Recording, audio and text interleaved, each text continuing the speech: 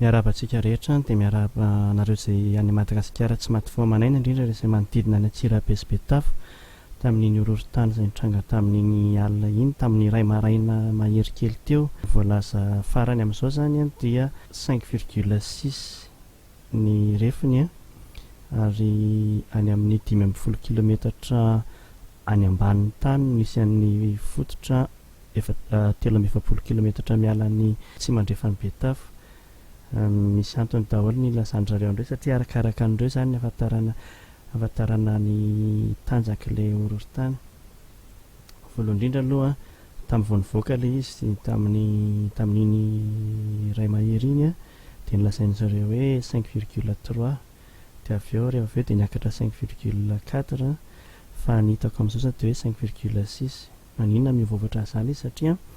satria ny calcul mandeha izy tsy na tsy tonga dia misy fandrefesana maneran-tany hoe rehefa ohatran'izao ny horohorontany tonga dia izao ny lanjany, fa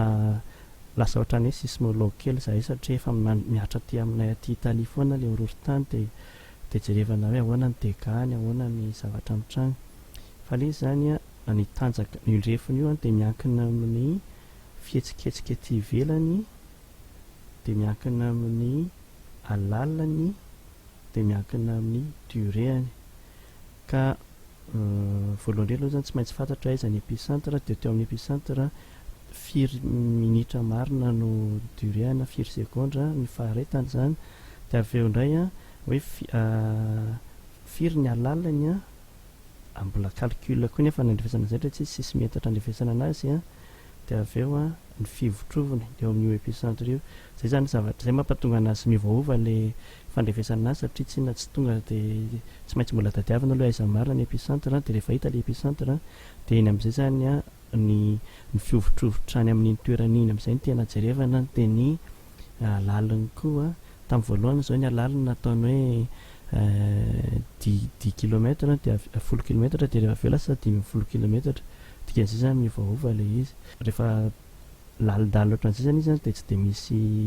dégâts be loatra, kanefa na izany arany a dia tokony mila jerena daholo ihany ny trano satria marefirefy ihany ny trano a ka jerevana sao dia misy mitritra. Dia efa ho fahavaratra koa izao a dia mety hoe misy fiantraikany rehefa tratran'ny orana izany, efa misy tritra kely a dia tratran'ny orana dia mirodana ka mitandrotandremana daholo ihany. Betsaka ny fianakaviana any amin'ny faritra Vakinankaratra iny a Antsirabe indrindrandrindra dia hamarino tsara daholo ihany ny trano sy ny manodidina. Izay fa velomana daholo dia mirary soa antsika rehetra.